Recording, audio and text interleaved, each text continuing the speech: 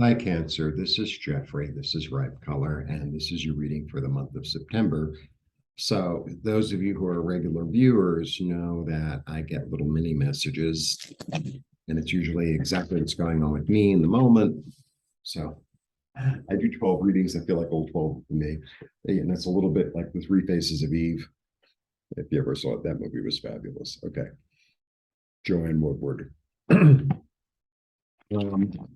so, I have a friend who's helping me with something, and I'm just going to do what he tells me to do. So I feel like that's part of the energy. Part of the energy is like, okay, there's somebody out there who knows more than you do, and your job is to let them do their job. There's nothing worse than someone, sitting and standing on top of you and saying, do it like that, do it like this. And then and I think this and I think that. It's like, I'm the plumber. And if you don't stop bothering me, I'm going to make sure that you have a leak for 30 years. Okay. Oh, I know. It's like, no, take the back seat, enjoy the ride, and let people do what they do. I had a similar type of message for Scorpio in a certain way. You hired somebody to do the job, let them do the job. Or there's a friend who's helping you out with something you don't know how to do anything with, then let them do it. Your job is to sit back and be grateful.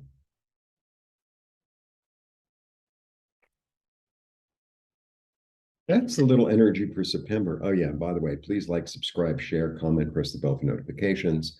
Please become a member. Transformation on the bottom. Away we go. 1, 2, 3.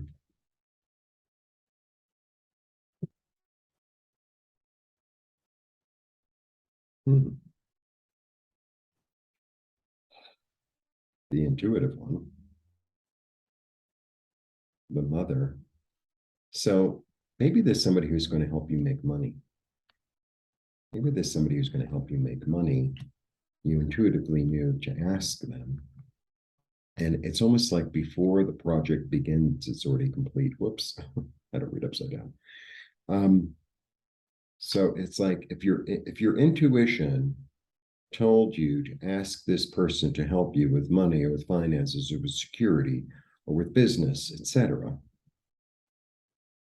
your intuition is like super crazy strong. This is the empath in the whole deck. This is the empath.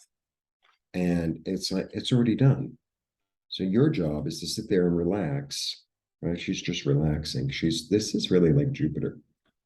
It's really like Jupiter. And it's his energy. I mean, look at her with her leg crossed.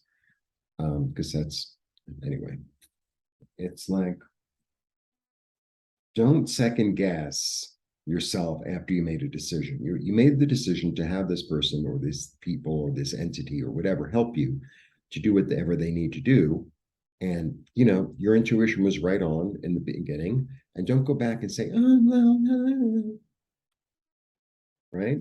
It was a gift. So here it is again. So I mean, I feel like there's this whole energy of like, really hearing, really listening, seeing the future, getting the gift, and then almost like looping back on yourself and saying, oh, well, it's like, no, I don't know why that's even coming. Maybe because it's a Mercury retrograde. So, that gets a little confusing. And it's like, no, if you got the information, it's the right information. It's as simple as that, and that's the new strategy. That's a new strategy. And it's interesting because for many months, I've been talking to the water, I'm an water sign also. So I've been talking to water signs saying, don't just use your intuition, use your mind as well and be practical, la, la, la. Right. Great. Not this month. This month, I'm saying, Your intuition is your greatest gift. Your intuition is your greatest gift. So don't doubt the gifts that were given to you, right? Don't doubt the gifts that were given to you. And it's like if you had that idea, and if it said to call this one, and it said, you know, then it was the right information. Don't go back and forth and say, oh, well, no. It's like, it's kind of a time to let go. It's kind of time to let go, to like trust your inner voice, take the action, and then let go. Yeah. Because, the pages, this is my second page, the pages are young, right? Well, they have a young energy. They're not necessarily young. I read energy. I don't read them as people. I don't really read like that. Not that there's anything wrong with reading like that. It just doesn't come to me like that. Rarely, now, whenever I say that, it always ends up happening. The pages have this energy of youth, and they have an energy of trusting. There's an energy in the pages because they're young, that they trust, right? Yeah, I trust it's going to be okay. I trust that you're my friend, and I think you should go with that. I think you should go with that. Yeah, because this is interesting too. It's a four, it's stability, and it's, like a little mini celebration, it's domesticity. There's an energy in that card for me about being in one's body, about like being at home with oneself, about being at home with oneself in one's body, in one's thought, in one's everything. Like a certain amount of trust and comfort and familiarity with oneself, with oneself. So, you know, it, to not trust the messages you're getting is sort of like sitting in your house where you're super comfortable, right? You could wear whatever you want, you have whatever you want in the refrigerator. You know how everything works, everything doesn't work, right? And then it's almost like sitting around and expecting a flood or expecting, and it's like you don't even live in a floodplain. It's one thing if you live by the river and it has like, a history of flooding. Then I understand sitting in the house and kind of worrying about a flood. Even then, I don't, but make believe I do. But it's like you don't live on a floodplain. It's like, oh, I'm worried about someone breaking in, and there's no one around you for miles, and you don't even have anything worth taking. It's like that. It's like this keep on going back and forth between the doubt. Oh, I got a message and I know it's my intuition, but I'm not really sure. It's like that is not going to serve you. That's just going to keep you spinning round and round and round and round. And if you're, like a Cancer who's intuitive but doesn't really trust it, it's like now's the time to plant your feet into it. That's what I'm really getting. Because it's a gift. You were born with it. It's like a gift from the universe. It's a gift from the past, so it could be in your family as well.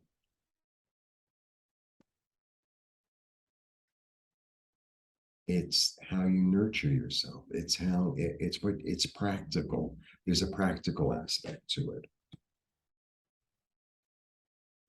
She's discerning. Here it comes again. This is how you create things. This is how you create things because she's revealing the secret. And then it's like, how do they say it? Looking a gift horse in the mouth. It's like looking a gift horse in the mouth. Someone said, let's say you have a certain job, right? And you make a certain amount of money. Let's say you make $10,000. I know it's ridiculous money. And you're good at your job. And then, a friend of yours calls or somebody you used to work with calls and said, you know, we're doing the same job over here and they're looking for somebody and it's $20,000 and it's less hours. And you're like, well, I don't know. And it's like when you heard that inside, it was like ding, ding, ding. Yes, yes, yes, yes, yes. This is exactly what I've been thinking about, hoping for. And then you're like, well, It's like, how's that going to serve you? How's that going to be practical? How's that going to? It's not.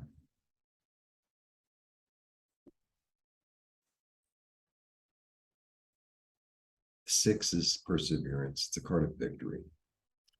This is my Hollywood. I call the Hollywood card. This card is really about being beloved, being admired, and being held up, being put in a position of power. But it's not even put in a position of power. It's being supported. This is being supported. And it's being supported by one's fellows because of who you are and what you've done. It's also being supported by spirit. And it's a second six. So it's perseverance, right? The second six, perseverance. Yeah, I don't have any other. It's lots of kings and queens here. One, two kings, one queen, a knight. It's time to step into your power and your power, your intuitive power, and to begin to trust it and to act on the trust. It's one thing to trust something, it's another thing to act on it, right? It's one thing you say, oh, well, I trust my friend implicitly. And then your friend asks you to borrow money, and you're like, well, I don't know if I really trust them. But if you trust your friend implicitly, then you lend them the money, right? Okay, you might not get it back in a month. You might not even get it back in 6 months. But if you trust your friend implicitly and you know you're going to get the money back, then you just lend them the money. If you'd have the money, don't, whatever that expression is, take from Peter to give to Paul, whatever. Um, it's time to really step up. It's the end. It's, you know, so this card is really interesting that the world is really the end of the story and the beginning of a new story. It's really the wheel going around. So it's kind of like you're driving and you cross the state line and it's like, oh, welcome to, a little bit like that. It's like we're still driving and we're still on the way to our destination, but we just happen to have crossed the state line, or you go into another neighborhood, like that, from the city. So, like that avenue is the divide between this neighborhood and that neighborhood. Like, oh, now we're in this neighborhood.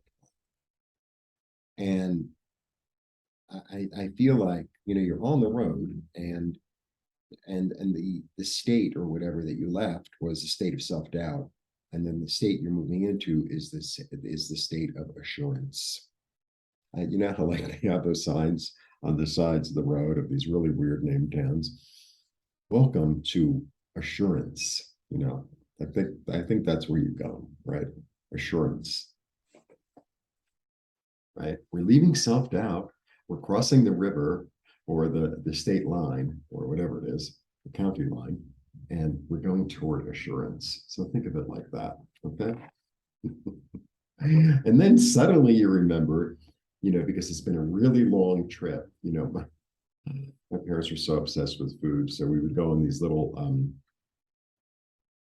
car trips, like, I grew up in New York. So we'd go to like, I don't know, Pennsylvania or Connecticut or, one of the closer states.